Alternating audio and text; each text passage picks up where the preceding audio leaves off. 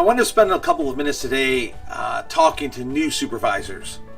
And that could be new because you're young in your profession, and this is kind of your first experience and opportunity to be in some sort of a leadership, supervisory management role.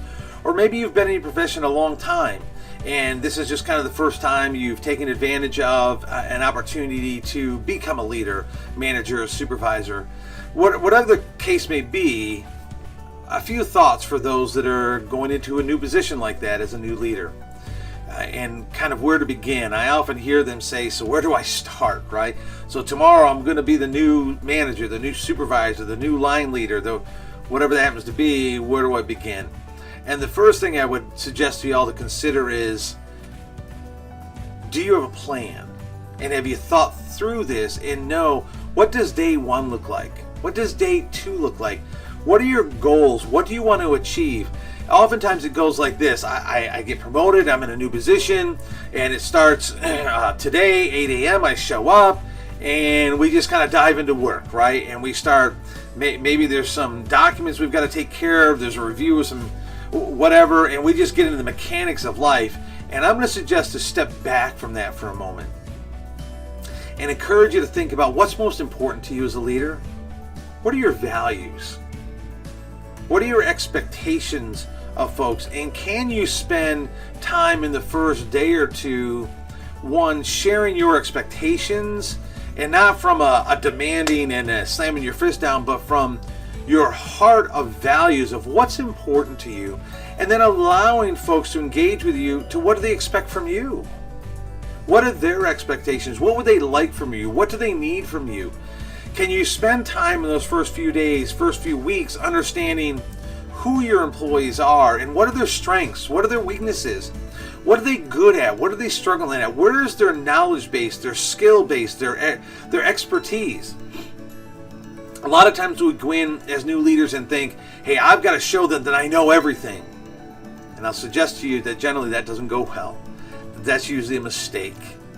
I would encourage you to go in with a servant's heart, a servant leadership heart of how do I serve the folks that I'm responsible to and for so that they become crazy successful. How do I engage with them, talk with them, learn about them personally? Who are they? Who are their families? Where are they from? What are their interests? What are their hobbies? Can we build a bit of a relationship? Now, I'm not saying we've got to become best friends with everybody to go on family vacation together. But can we invest in them to show that we care about them?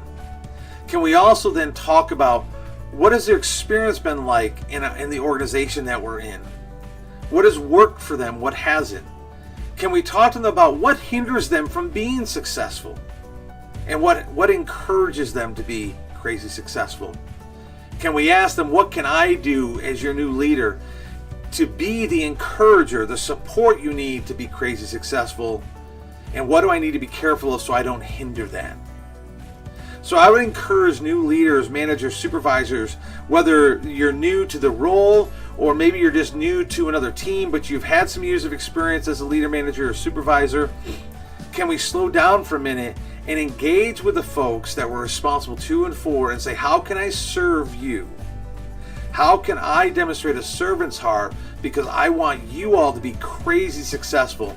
Our number one goal as a leader, manager, and supervisor is to get people to do what we want and need them to do willingly. And the key word is willingly. Underline that bold-faced, willingly.